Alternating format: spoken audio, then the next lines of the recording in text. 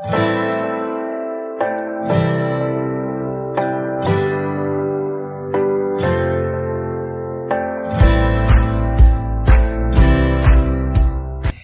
this video, we will discuss class 10th subject science lesson number 1 chemical reaction and equation। इस video में हम discuss करेंगे कक्षा 10 के साइंस बुक से लेसन नंबर 1 जिसका नाम है केमिकल रिएक्शन एंड इक्वेशन। इस चैप्टर को बिल्कुल डिटेल में डिस्कस करेंगे, तो शुरू करते हैं।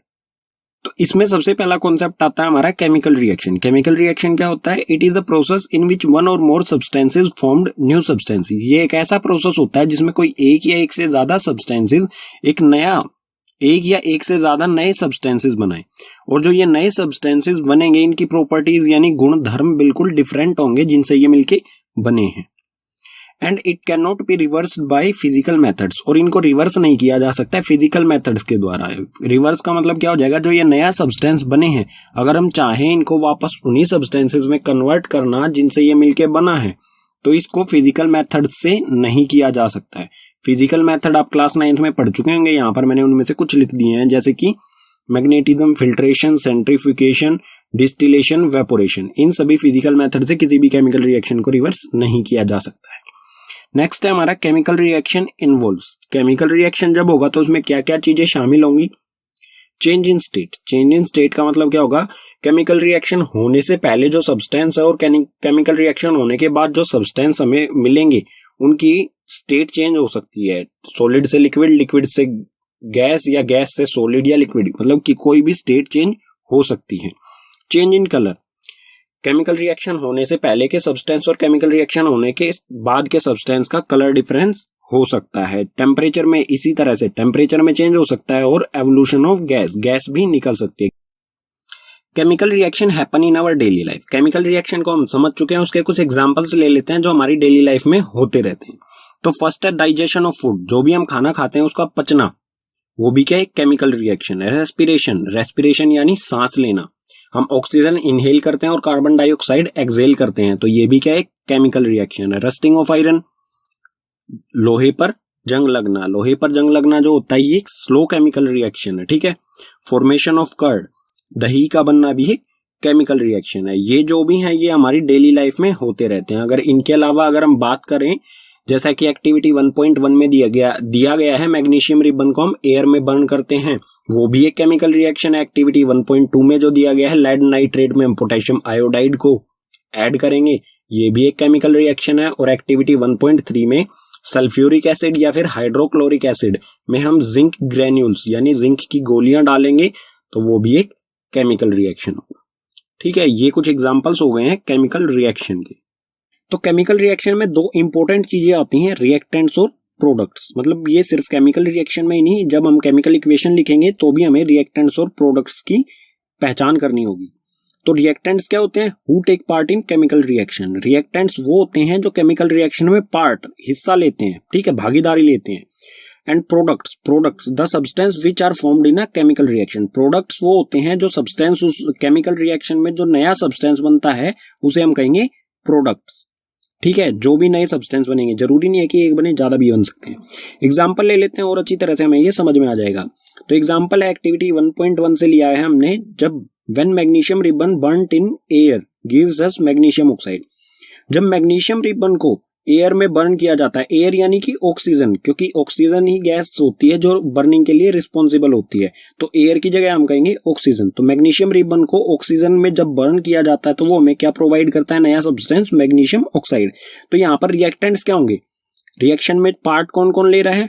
यहाँ पर मैग्नीशियम रिबन है, ठीक है। तो मैग्नीशियम रिबन और ऑक्सीजन, तो ये दोनों जो होंगे ये होंगे रिएक्टेंट्स, ठीक है।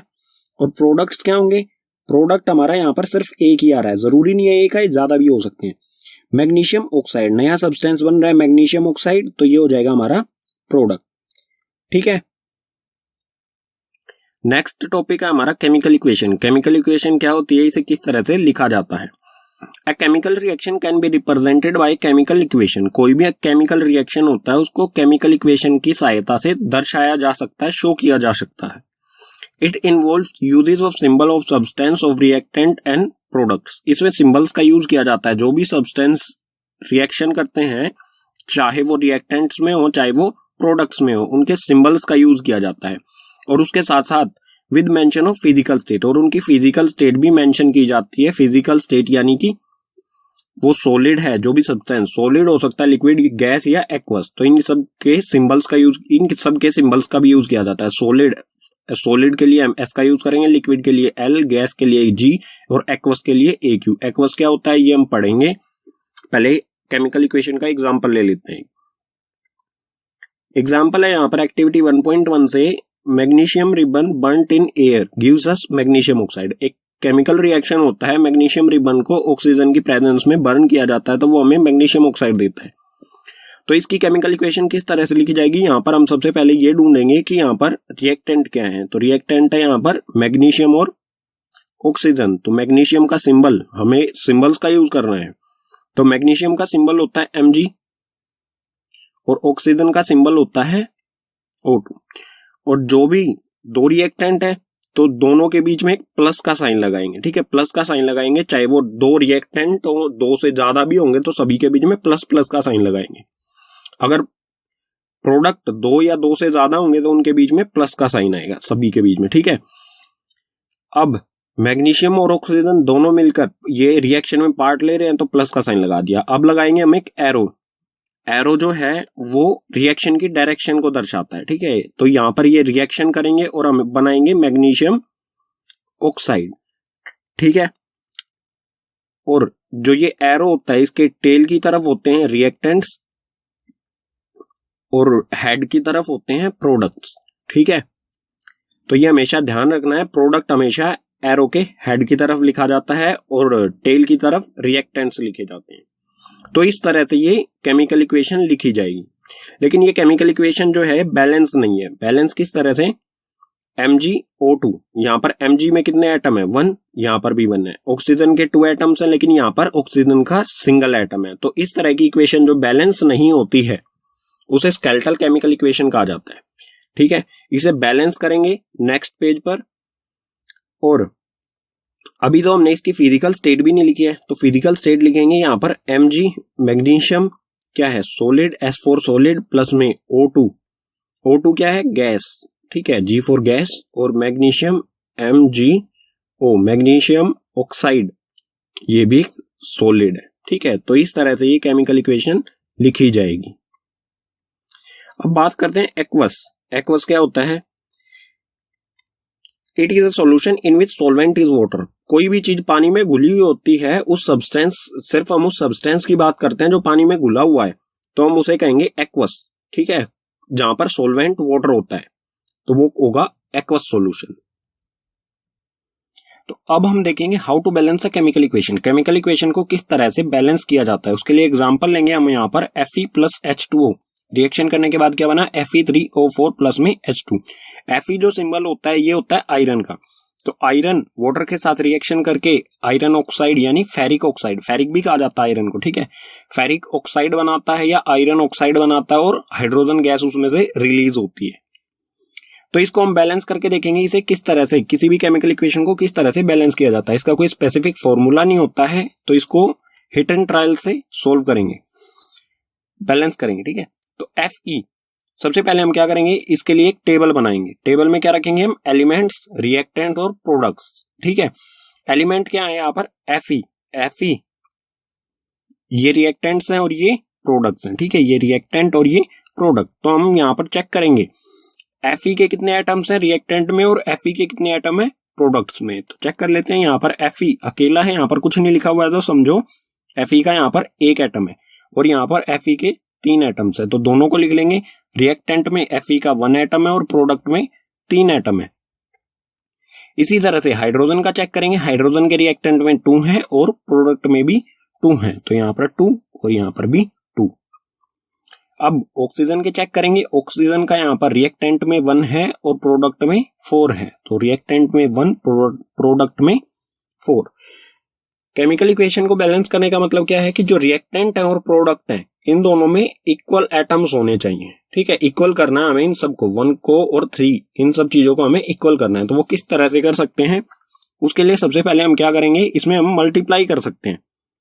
तो उसके लिए सबसे पहले हम क्या करेंगे, जो भी ये एलिमेंट है या कंपाउंड है इनको ब्रैकेट में बंद करेंगे इस तरह से। ब्रैकेट में बंद करने का मतलब है कि ब्रैकेट के अंदर जो है हम उसमें कोई चेंज नहीं कर सकते हैं। जो भी हमें चेंज करना है, जो भी हमें कुछ नंबर लिखना है वो इसके आगे लिख सकते हैं। ठीक है, यहां पर लिख सकते हैं, यहां पर या यहां पर या यहां पर। तो यहां पर है FE1 और यहां पर है 3। तो हम 1 में कितना मल्टीप्लाई करें कि 3 हो जाए, तो 3 से ही मल्टीप्लाई करेंगे, 1 3 जा 3। मतलब जो ये 3 हमें मल्टीप्लाई करना है ये कहां पर करेंगे हम, FE के आगे। ठीक है, अगर हमने इसमें 3 मल्टीप्लाई कर दिया तो यहाँ क्या हो गया, Fe के 3 एटम्स हो गए और यहाँ भी Fe के 3 एटम्स हो गए। मतलब कि फेरिक जो है आयरन वो हो गया यहाँ पर बैलेंस। H2 देखेंगे, H2 के रिएक्टेंट में भी 2 है और प्रोडक्ट में भी 2 है, तो बैलेंस है ये पहले से ही। अब ऑक्सीजन देखते हैं, ऑक्सीजन का 1 है और 4 है, तो यहां हमें कितना मल्टीप्लाई करना पड़ेगा, 4। तो ये हो जाएगा 4। तो रिएक्टेंट में मल्टीप्लाई करना हमें। ठीक है, तो रिएक्टेंट में 4 है तो यहां पर ऑक्सीजन है, तो ब्रैकेट के हम यहां पर तो चेंज कर नहीं सकते, तो हमें यहां पर करना पड़ेगा। और यहां पर अगर हमने मल्टीप्लाई किया तो ये H2 में भी मल्टीप्लाई होगा और ऑक्सीजन में, तो 4 ऑक्सीजन क्या क्या हो गया 4। लेकिन ये हाइड्रोजन में भी मल्टीप्लाई हुआ है तो हाइड्रोजन में भी 4 से मल्टीप्लाई करेंगे और ये हो गया 8। मतलब जब हमने ऑक्सीजन को बैलेंस किया तो हमारा हाइड्रोजन अनबैलेंस हो गया। अगर इसको हाइड्रोजन को भी बैलेंस करना है तो हम यहां तो कोई चेंज कर नहीं सकते, हम जाएंगे प्रोडक्ट की तरफ। प्रोडक्ट में H2 है, अगर हम यहां पर 4 से मल्टीप्लाई कर दें, इसको 4 से मल्टीप्लाई कर दे तो ये हो जाएगा 8। तो यहां पर हमने लिख दिया है 4 4 टू द 8। ये हो गई बैलेंस इक्वेशन। अब इसको इसकी फिजिकल स्टेट के साथ इसे दोबारा लिखेंगे। ठीक है, फिजिकल स्टेट मैंने पीछे वाले पेज पर समझा ही दिया था, जैसे कि solid, S for solid, R for liquid, G for gas और AQ मींस एक्वस। इसे दोबारा से लिखते हैं, ये हो जाएगा 3Fe जो कि होता है एक सोलिड प्लस में 4H2O, ये होता है लिक्विड। रिएक्शन हुआ उसके बाद Fe3O4 ये भी होता है सोलिड प्लस में 4H2 हाइड्रोजन होती है गैस। ठीक है, ये हो गया हमारी प्रॉपर बैलेंस केमिकल इक्वेशन। ठीक है, जिसमें सभी की फिजिकल स्टेट मेंशन होगी और सभी एटम्स दोनों साइड में, लेफ्ट हैंड साइड यानी कि रिएक्टेंट्स में और प्रोडक्ट्स में बिल्कुल इक्वल होंगे। ठीक है, ये तो थोड़ी सी हमारी होगी कॉम्प्लेक्स, थोड़ी बड़ी कैलकुलेशन जिसके लिए हमें टेबल बनाना पड़ा। एक छोटा सा और एग्जांपल ले लेते हैं एक्टिविटी 1.1 से। मैग्नीशियम Mg प्लस O2 ये बनाता है मैग्नीशियम ऑक्साइड MgO। हम पीछे वाले पेज पर ये इक्वेशन लिख चुके थे, लेकिन ये बैलेंस नहीं थी हमारी पीछे वाले पेज पर, तो इसे बैलेंस किस तरह से करेंगे। O2 यहां पर है, मतलब मैग्नीशियम तो यहां पर बैलेंस है, दोनों तरफ 1 1 है। O2 यहां पर है और O यहां पर है, तो O2 को बैलेंस करने के लिए हम इस तरफ 2 से मल्टीप्लाई करेंगे। इस तरफ हमने 2 से मल्टीप्लाई किया तो ये मैग्नीशियम के भी 2 एटम हो गए और ऑक्सीजन के भी 2 एटम हो गए, मतलब दोनों के 2 2 हो गए। यहां पर सिर्फ ऑक्सीजन के हैं, मैग्नीशियम का 1 है, तो मैग्नीशियम को भी इस तरफ हम 2 से मल्टीप्लाई कर देंगे। तो ये हो जाएगा हमारा 2Mg सॉलिड प्लस में O2 गैस, उसके बाद 2MgO ये हो जाएगा सॉलिड। ठीक है, पीछे वाले जो पेज पर जो हमने इक्वेशन लिखी थी स्केलेटल केमिकल, उसको बैलेंस केमिकल इक्वेशन इस तरह से करेंगे। ठीक है, तो आप प्रैक्टिस जितनी ज्यादा केमिकल इक्वेशन को बैलेंस करने की प्रैक्टिस करेंगे उतना ही बिल्कुल आपके लिए आसान हो जाएगा। अगर आप प्रैक्टिस करेंगे अच्छी तरह से तो आपको इस तरह का टेबल बनाने की जरूरत नहीं पड़ेगी। तो केमिकल इक्वेशन को हमने बैलेंस किया, लेकिन हमने क्यों किया बैलेंस ये जानना जरूरी है। तो इस पेज पर हम पढ़ेंगे why do we need to balance a chemical equation. Chemical equation को बैलेंस करने की जरूरत क्यों पड़ती है। उसके लिए सबसे इंपॉर्टेंट रीजन है law of conservation of mass. ये लॉ जो आप क्लास 9th में पढ़ चुके होंगे, ये क्या कहता है, matter can neither be created nor destroyed in a chemical reaction. Matter जो होता है वो ना तो पैदा किया जा सकता है ना ही उसे डिस्ट्रॉय किया जा सकता है किसी भी केमिकल रिएक्शन में। इसका मतलब क्या होगा, जितने एटम्स रिएक्टेंट्स में उतने एटम्स ही प्रोडक्ट्स में होंगे। ठीक है, तो रिजल्ट निकलता है इससे, so number of elements involved in chemical reaction, जितने भी एलिमेंट्स केमिकल रिएक्शन में इन्वॉल्व होते हैं should remain same at reactant and product, वो बिल्कुल इक्वल होंगे रिएक्टेंट और प्रोडक्ट साइड में, ये दोनों बिल्कुल इक्वल होंगे।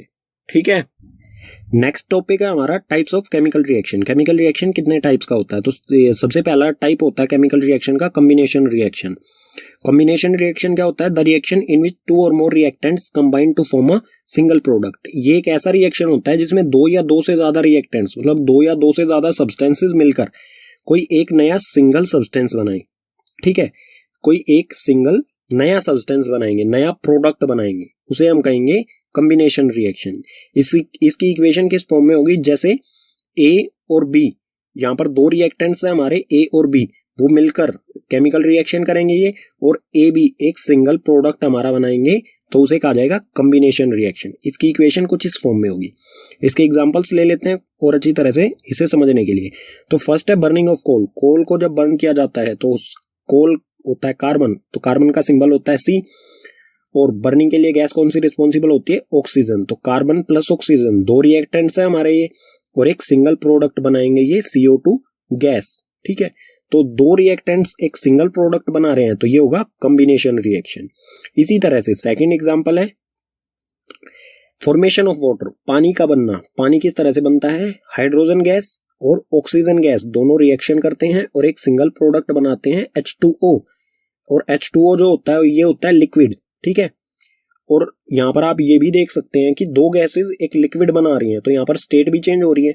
तो फॉर्मेशन, यहाँ पर भी 2 रिएक्टेंट्स हैं और एक सिंगल प्रोडक्ट बना रहे हैं वाटर, तो ये भी क्या होगा? एक कॉम्बिनेशन रिएक्शन। ठीक है, तो केमिकल रिएक्शन का सेकंड टाइप है डीकंपोजिशन रिएक्शन। डीकंपोजिशन रिएक्शन क्या होता है? In this reaction a compound splits into 2 or more substances is called decomposition reaction. इस रिएक्शन में कोई एक सिंगल कंपाउंड या सिंगल रिएक्टेंट स्प्लिट हो जाता है, बट जाता है 2 या 2 से ज्यादा सब्सटेंसेस में, या कह सकते हैं प्रोडक्ट्स में।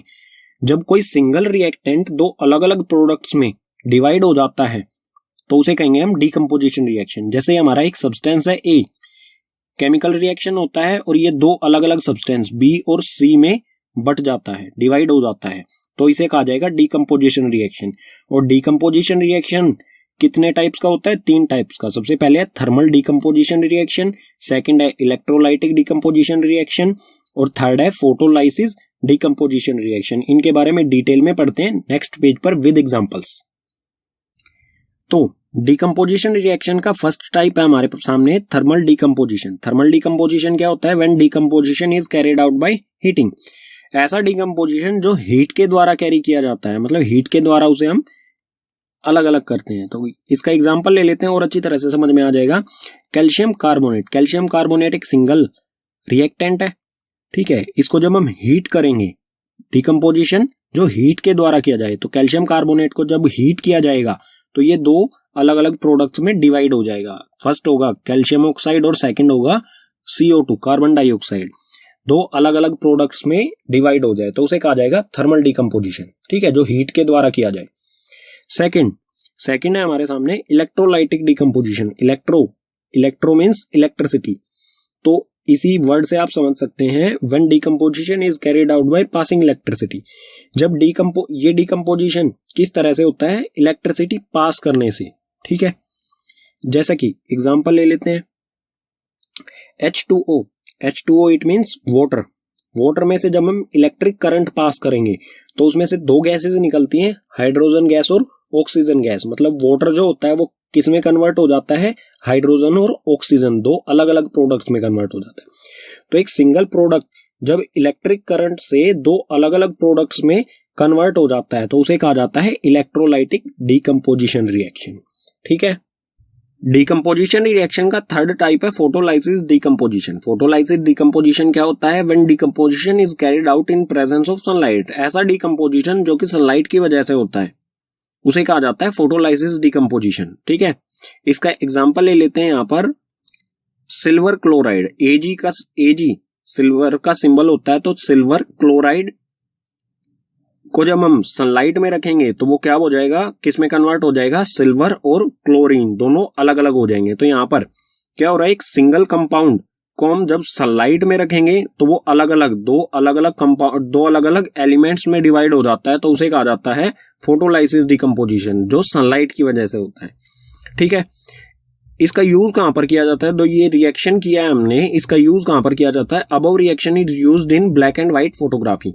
जो सिल्वर क्लोराइड को सनलाइट में पुट करके सिल्वर और क्लोरीन में डिवाइड किया जाता है, इसका use black and white photography में यूज होता है। ठीक है, ये इंपॉर्टेंट है, ये कई बार एग्जाम में पूछा जा चुका है। केमिकल रिएक्शन का थर्ड टाइप है डिस्प्लेसमेंट रिएक्शन। ये क्या होता है? The reaction in which more reactive element displaces less reactive element from its solution. इसमें कोई ज्यादा रिएक्टिव एलिमेंट कम रिएक्टिव एलिमेंट को डिस्प्लेस कर देता है, हटा देता है उसी के सॉल्यूशन में से। लेस रिएक्टिव एलिमेंट के सॉल्यूशन में से लेस रिएक्टिव एलिमेंट को ही हटा देता है, उसे कहा जाता है डिस्प्लेसमेंट रिएक्शन। एग्जांपल ले लेते हैं इसका यहां पर Fe, it means iron, iron plus CuSO4 copper sulphate. Reaction होने के बाद क्या बन जाएगा? ये आयरन सल्फेट प्लस में Cu। तो इस रिएक्शन में क्या हुआ? कॉपर सल्फेट का सॉल्यूशन है, इसमें एलिमेंट है कॉपर और कॉपर सल्फेट का सॉल्यूशन है आयरन। जब इसमें डाला जाएगा, आयरन को इसके साथ रिएक्शन कराया जाएगा, तो ये क्या करेगा? कॉपर को ही अलग कर देगा। ठीक है, क्योंकि आयरन जो है वो ज्यादा रिएक्टिव होता है कॉपर से, तो ये आयरन है कॉपर को अलग कर देगा इसी के सॉल्यूशन में से। तो यहां पर क्या हो जाएगा? FeSO4, मतलब यहां पर जो Cu था उसको इसने अलग कर दिया, Fe ने अलग कर दिया इसी के सॉल्यूशन में से, तो FeSO4 बना और Cu बिल्कुल अलग हो जाएगा। ठीक है, तो इस तरह के रिएक्शन को कहा जाएगा डिस्प्लेसमेंट रिएक्शन, जब कोई high reactive element less reactive element को डिस्प्लेस कर देता है उसी के सॉल्यूशन में से। इसको और अच्छी तरह से एक्सप्लेन कर देता हूं क्योंकि यह अक्सर एग्जाम में आपसे पूछा जाता है। तो एक टेस्ट ट्यूब लेंगे, एक्सपेरिमेंट है ये। ठीक है, टेस्ट ट्यूब है, टेस्ट ट्यूब में कॉपर सल्फेट सॉल्यूशन लेंगे। ठीक है, ये टेस्ट ट्यूब A है, इसमें कॉपर सल्फेट सॉल्यूशन लिया। कॉपर सल्फेट सॉल्यूशन जो है वो ब्लू कलर का होता है।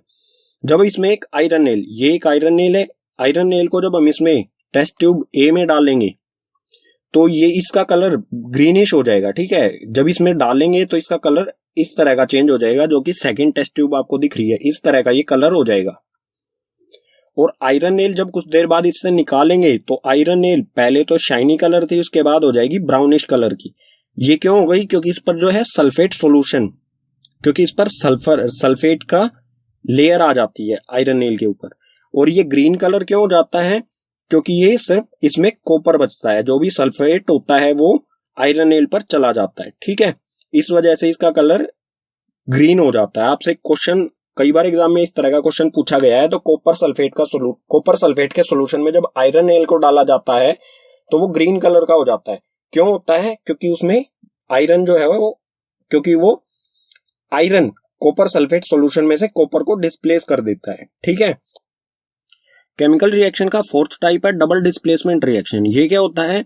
A reaction in which new compounds are formed by mutual exchanges of ions between two compounds। इसमें ions का exchange होता है।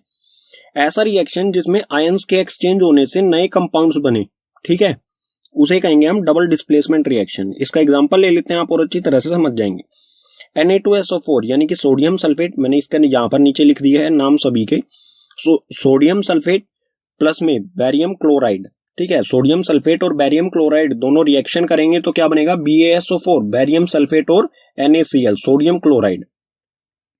तो इस रिएक्शन में आप देख सकते हैं कि सोडियम सल्फेट जो है वो सोडियम के साथ है, लेकिन आगे देखेंगे तो सल्फेट किसके साथ आ जाएगा? बैरियम के साथ हो जाएगा, बैरियम सल्फेट।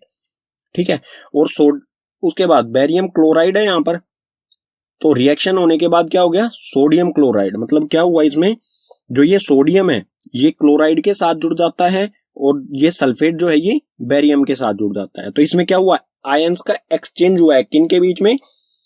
बैरियम और सल्फेट के बीच में। बैरियम के जो आयंस होते हैं वो 2+ होते हैं और SO4 के जो आयंस होते हैं वो 2- होते हैं। तो ये एक दूसरे को सेटिस्फाई करते हैं। इसके पास 2 एक्स्ट्रा होते हैं, इसको 2 की जरूरत होती है। तो ये दोनों मिलकर BaSO4 बनाते हैं। ठीक है, बैरियम सल्फेट, जहां पर आयंस का एक्सचेंज होने से 2 नए कंपाउंड्स बनते हैं। ठीक है, आयंस का एक्सचेंज होने से नए कंपाउंड्स बनते हैं, उसे कहा जाता है डबल डिस्प्लेसमेंट रिएक्शन। और उसमें बुक में हमारी एक स्पेशल टर्म आती है प्रिसिपेट। ये क्या होता है? It is an insoluble solid that emerges from a liquid solution. ये एक इनसोल्यूबल सॉलिड होता है। प्रिसिपेट जो है एक इनसोल्यूबल सॉलिड होता है जो कि लिक्विड में, केमिकल रिएक्शन के दौरान लिक्विड में ही बनता है, उसे कहा जाता है प्रिसिपेट। ठीक है, केमिकल रिएक्शन का फिफ्थ टाइप है ऑक्सीडेशन एंड रिडक्शन। तो ऑक्सीडेशन क्या होता है? The addition of oxygen to a substance. किसी सब्सटेंस से ऑक्सीजन जुड़ जाए तो होगा ऑक्सीडेशन। और क्या होगा, the removal of hydrogen from a substance, या फिर उसमें से हाइड्रोजन हट जाए तो भी ऑक्सीडेशन। यानी कि ऑक्सीजन का जुड़ना या फिर हाइड्रोजन का हटना, दोनों क्या होंगे, ऑक्सीडेशन होंगे। ठीक है, इसी तरह से रिडक्शन जो होता है ऑक्सीडेशन का बिल्कुल अपोजिट होता है। इसमें क्या होता है, the addition of hydrogen to a substance and the removal of oxygen from a substance. इसमें ऑक्सीडेशन का बिल्कुल अपोजिट होता है। इसमें हाइड्रोजन का जुड़ना रिडक्शन होगा, या फिर ऑक्सीजन का हटना रिडक्शन। किसी सब्सटेंस में हाइड्रोजन जुड़ जाए या ऑक्सीजन हट जाए, दोनों कंडीशन में क्या होगा, रिडक्शन। ठीक है, एग्जांपल ले लेते हैं इन दोनों के। तो फर्स्ट है यहां पर 2Cu plus O2, 2Cu plus O2 reaction होने के बाद क्या बना, 2CuO। तो यहां पर Cu जो है रिएक्शन के बाद इसमें क्या हुआ, ऑक्सीजन जुड़ गया। यहां पर Cu अकेला है, यहां पर इसमें ऑक्सीजन जुड़ गया, तो यहां पर क्या हुआ, ऑक्सीडेशन। ठीक है, तो किसी में भी ऑक्सीजन जुड़ जाता है तो वो क्या होता है, ऑक्सीडेशन। ठीक है, अगला एग्जांपल भी देख लेते हैं। इसमें क्या है, CuO, ऑक्सीजन इसके साथ है। ठीक है, ये हाइड्रोजन के साथ रिएक्शन करता है। CuO हाइड्रोजन के साथ रिएक्शन करके क्या बनेगा, Cu प्लस H2O। मतलब यहां पर जो ऑक्सीजन इसके साथ था, रिएक्शन होने के बाद क्या हुआ, ऑक्सीजन इसमें से हट गया। तो ऑक्सीजन का हटना क्या होता है, रिडक्शन। तो Cu का तो यहां पर रिडक्शन हो गया, लेकिन यहां पर क्या है, H2 हाइड्रोजन, और रिएक्शन होने के बाद क्या हो गया, H2O। तो यहां पर H में ऑक्सीजन जुड़ गया, तो H2 का क्या हो गया, ऑक्सीडेशन। तो कोई ऐसा केमिकल रिएक्शन जिसमें रिडक्शन और ऑक्सीडेशन दोनों हो रहे हो, तो उसे कहा जाता है रेडॉक्स रिएक्शन।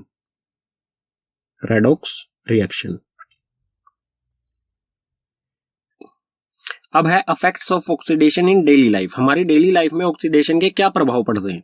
तो सबसे पहला कोरोजन क्या होता है, when a metal is exposed to substance such as moisture, air, water, acid etcetera for some time. कोई मेटल मॉइस्चर यानी कि नमी, एयर, वाटर, एसिड, इन सब चीजों के संपर्क में आता है कुछ समय तक, तो a layer of oxide is formed which weakens the metal, hence metal is said to be corroded. तो इसके ऊपर एक लेयर बन जाती है, ऑक्साइड की एक लेयर बन जाती है जो कि मेटल को कमजोर कर देती है। वीकन्स कर देती है मतलब कमजोर कर देती है, और जब ये मेटल को कमजोर कर देती है तो उसे कहा जाता है कोरोड। ठीक है, इसका एग्जांपल लेंगे, एग्जांपल से आप बिल्कुल अच्छी तरह से समझ जाएंगे। एग्जांपल है रस्टिंग ऑफ आयरन, आयरन पर जंग लगना। आयरन मीन्स लोहा, लोहा जब एयर या वाटर के कांटेक्ट में आता है तो इस पर क्या होता है, एक ब्राउन लेयर बनने लग जाती है, ऑक्साइड लेयर होती है। ठीक है, ऊपर से ब्राउनिश होने लग जाता है सरफेस, जो ऑक्साइड लेयर होती है, और वो आयरन को कमजोर कर देती है। इसी तरह की कोटिंग जो सिल्वर पर लेयर बनने लग जाती है, सिल्वर पर ब्लैक लेयर बनने लग जाती है। ठीक है, और इसी तरह से कॉपर जो होता है उस पर ग्रीन कोटिंग हो जाती है। ये सभी क्या है, कोरोजन। इन सब का क्या हो रहा है, कोरोड। ठीक है, और कोरोजन से अगर हमें किसी मेटल को बचाना है तो हमें क्या करना पड़ेगा, पेंटिंग, उस पर हमें पेंट अप्लाई करना होगा या फिर ग्रीसिंग। इन दोनों चीजों में, पेंटिंग और ग्रीसिंग में क्या होता है, जो भी मेटल है वो किसके कांटेक्ट में, एयर, वाटर या फिर और किसी अन्य चीज के कांटेक्ट में नहीं आता है। ठीक है, सेकंड इफेक्ट है हमारा रेंसिडिटी। रेंसिडिटी क्या होता है, the oxidation of fats and oil when exposed to air is known as rancidity. Fats या फिर ऑयल्स, यानी कि हमारा जो खाना होता है या फिर ऑयल्स, उनका ऑक्सीडेशन हो जाना, किस वजह से, एयर के कांटेक्ट में आने से ऑक्सीडेशन हो जाना, उसे कहा जाता है रेंसिडिटी। इसके कारण क्या होता है, it leads to bad smell. इसके कारण क्या होता है, स्मेल, बुरी सी स्मेल आने लग जाती है जो भी फूड होता है, और उसका टेस्ट भी बेकार हो जाता है, बैड टेस्ट हो जाता है फूड का। ठीक है, तो इससे बचने, रेंसिडिटी जो है, इससे बचने के लिए क्या किया जाता है, फूड पैकेट्स, जो फूड पैकेट्स आते हैं, या फिर जैसे आप चिप्स पैकेट का एग्जांपल ले सकते हैं। चिप्स पैकेट होते हैं, अगर उसमें गैस डाली जाती है नाइट्रोजन, मतलब जो चिप्स पैकेट्स होते हैं उसमें से ऑक्सीजन गैस को निकाल के नाइट्रोजन गैस उसमें डाल दी जाती है, और जो नाइट्रोजन गैस होती है ये रेंसिडिटी से बचाती है। अगर नाइट्रोजन गैस नहीं डालेंगे तो जो चिप्स वगैरह होंगे वो बिल्कुल गल जाएंगे, अंदर खराब हो जाएंगे। उसको पैकेट को आप खोलोगे तो उसमें से बहुत बुरी सी स्मेल आएगी और टेस्ट भी उसका खराब हो जाएगा, वो बिल्कुल बेकार हो जाएंगे, खाने लायक नहीं रहेंगे। तो इससे बचने के लिए उसमें नाइट्रोजन गैस डाली जाती है जो कि ऑक्सीडेशन को, फूड को ऑक्सीडेशन होने से बचाती है। ठीक है, तो ये इंपॉर्टेंट क्वेश्चन बन जाता है यहाँ से। चिप्स पैकेट्स वगैरह जो होते हैं, फूड पैकेट्स, उसमें नाइट्रोजन गैस, कौन सी गैस डाली जाती है और क्यों डाली जाती है। ठीक है, केमिकल रिएक्शन के टाइप्स कंप्लीट हो चुके हैं, लेकिन chemical reaction also classify on the basis of temperature. Chemical reaction को टेम्परेचर के बेसिस पर भी क्लासिफाई किया जाता है दो पार्ट्स में। फर्स्ट है एंडोथर्मिक रिएक्शन और सेकंड एक्सोथर्मिक रिएक्शन। इन दो पार्ट्स में से टेम्परेचर के बेस पर क्लासिफाई किया जाता है, बांटा जाता है। तो एक्सोथर्मिक रिएक्शन क्या होता है? Reaction in which heat is released along with formation of product called exothermic reaction. ऐसा रिएक्शन जिसमें प्रोडक्ट बनने के साथ साथ उसमें से हीट रिलीज होए या फिर टेम्परेचर इंक्रीज होए तो उसे कहेंगे हम एक्सोथर्मिक रिएक्शन। इसका एग्जांपल ले लेते हैं और अच्छी तरह से समझने के लिए।